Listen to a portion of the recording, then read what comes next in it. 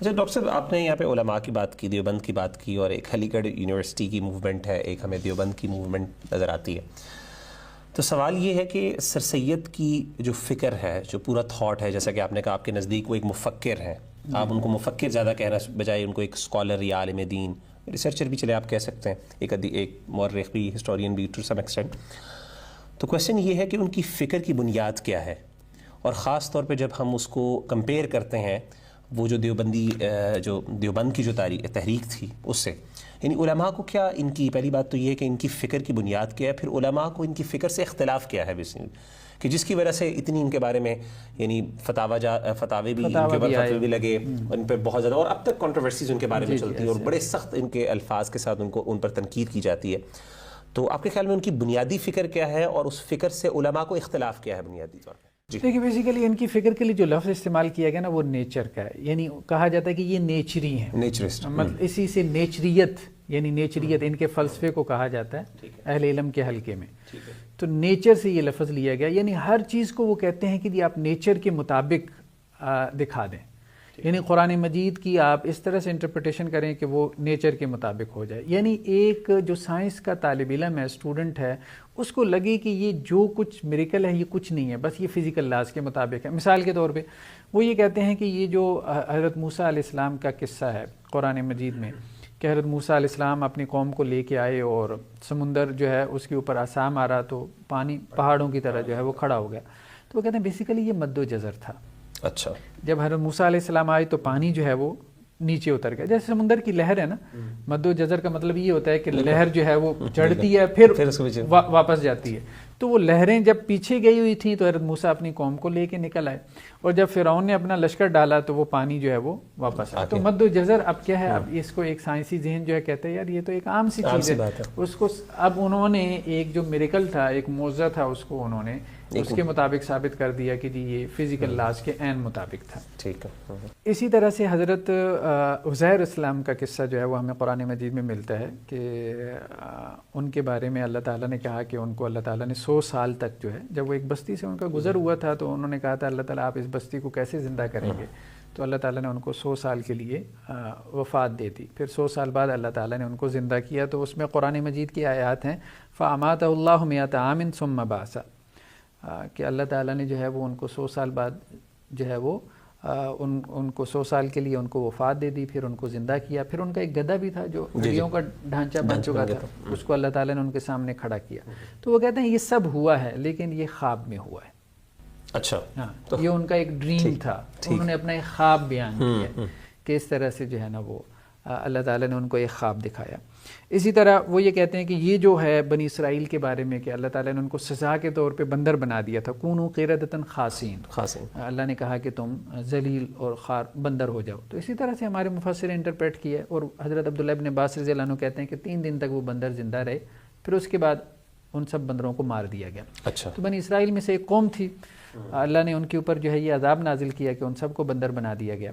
یہ کہتے ہیں کہ یہ بندر ایکچوئل میں نہیں بنایا گیا تھا. اچھا، یہ بیسیکلی کہا گیا تھا کہ تمہارا سٹیٹس جو ہے وہ ذلیل بندروں جیسا ہے.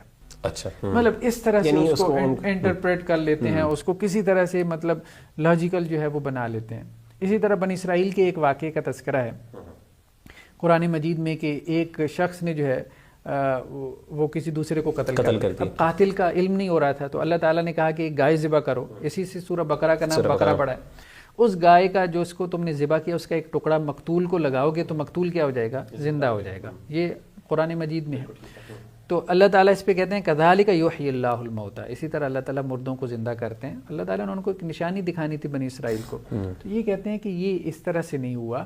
بیسیکلی اللہ تعالیٰ نے کہا تھا کہ اس طرح سے تمہیں قاتل کے بارے میں علم ہو جائے گا، یہ نہیں کہ مقتول زندہ ہو جائے گا. تو وہ مقتول زندہ ہونے کی بات نہیں تھی. اسی طرح سے جو ہے وہ حضرت عیسیٰ علیہ السلام کے بارے میں قرآن مجید میں آتا ہے کہ وہ پرندوں کی جو ہے وہ صورتیں بناتے تھے اور ان میں پھونک مارتے تھے تو وہ پرندے اڑ جاتے تھے. یہ ان کے معجزات میں سے تھا. تو یہ کہتے ہیں یہ اڑتے نہیں تھے. اس سے مراد یہ ہے کہ جیسے بچے جو ہیں نا ریت سے کبھی مٹی سے پرندوں کی مورتیاں بناتے ہیں تو پھر ان کو وہ ہاتھوں میں لے کے کھیلتے ہیں. تو بس اڑانے سے مراد یہی ہے کہ وہ جو ہاتھوں میں لے کے کھیل رہے ہوتے ہیں تو اس کو ہم کہتے ہیں کہ جی یہ اڑا رہے ہیں. وہ بچے بھی اس کو اڑا رہے ہوتے ہیں نا، کھیل کھیل میں اڑا رہے ہوتے ہیں. تو یہ مراد ہے حضرت عیسیٰ علیہ السلام اس کو کھیل کھیل میں اڑایا کرتے تھے. اس سے مراد ایسا نہیں ہے کہ وہ کوئی اڑتا ہوا پرندہ یا اس کے اندر کوئی جو ہے وہ جان پیدا ہو جاتی تھی, ایسا کچھ بھی نہیں ہے.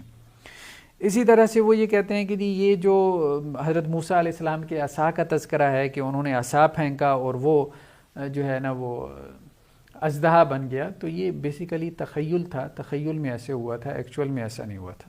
پھر غزوہ بدر کا تذکرہ ہے کہ اس میں اللہ تعالیٰ نے 1000 فرشتے نازل کیے, تو اس سے انہوں نے مراد یہ لی ہے کہ اللہ تعالیٰ 1000 گنا جو ہے وہ تمہارے دلوں کو مضبوط کر دے گا. مطلب اس طرح سے اور بھی مطلب اس قسم کی تعویلات سارے میریکلز جو ہیں, جتنے بھی میریکلز ہیں, ان کو انہوں نے ایک نیچرل لا کے ذریعے انہوں نے اس کو جو ہے نا اس کی انٹرپریٹ کرنے کی کوشش کی ہے اس کو, اور اس کے ذریعے اس کو لاجیکل یا اسے کہتے ہیں کہ وہ ایک نارمل, یعنی وہ ایک نارمل, ہاں میریکل نہ رہ جائے, ایک نارمل ایونٹ بن جائے, تاکہ اس کے بارے میں کوئی بندہ یہ کوشچن نہ کر سکے. تو یہ تو امپاسبل بات ہے, امپاسبل بات ہے. ڈاکٹر صاحب یہ تو یعنی کہنے کا مطلب ہے, تو اس سے ہمیں یہ مطلب یہ سمجھ آئی کہ علماء جو ہیں انہوں نے ان کی اس بیسکلی اس فکر سے, اس تھاٹ سے اختلاف کیا بنیادی طور پہ. ایک تو مطلب بڑا آپ کہہ رہے ہیں نا کہ قرآن کی انٹرپریٹیشن میں, ٹھیک. دوسرا یہ کہ کچھ انہوں نے عقائد کا بھی اظہار کیا, وہ قرآن کی انٹرپریٹیشن میں کیا.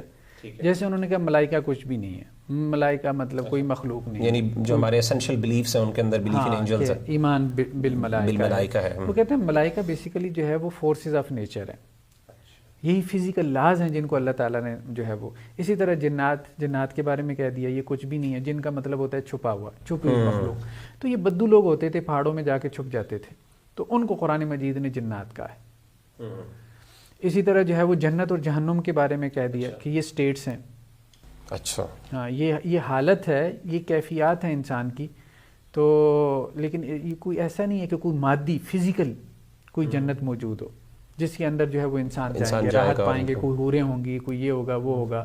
وہ کہتے تھے نا یہ چیزیں تو اب ظاہری بات ہے کہ جو ماڈرن جو مین ہے وہ تو اس کا مذاق اڑائے گا, بھائی کیسی باتیں کر رہے ہو, اور اڑاتے بھی ہیں لوگ. تو وہ یہ کہتے تھے بیسیکلی یہ سٹیٹس ہیں, یعنی آپ اندر سے اتنے خوش ہو جائیں, مطمئن ہو جائیں اللہ کے دین کو فالو کر کے, یہی آپ کی جنت ہے. اور جب آپ اللہ کا دین کو فالو نہیں کرتے, اللہ کے دین پہ نہیں چلتے, تو آپ اندر سے انگزائٹی کا شکار ہو جاتے ہیں, اضطراب کا شکار. یہی جہنم ہے, یہی وہ آگ ہے جس کے اندر آپ جل رہے ہیں, کہتے ہیں کہ آپ اندر سے جل رہے ہیں, یعنی اور خوشی میں باغ ہو گئی. باغ کا مطلب جنت کا مطلب باغ. تو یہ اس طرح سے جو ہے وہ انہوں نے اس کو جو فنڈامنٹل بلیفز تھے اس کو بھی انہوں نے جو ہے وہ ایک طرح ان کو کوشچن کیا, اور میرا خیال ہے ڈیفینسو پوزیشن میں آ کے ان کا بھی بعض اوقات انفارچونیٹلی ان کا رد کرنے پہ ایک قسم کی پوزیشن لے لی.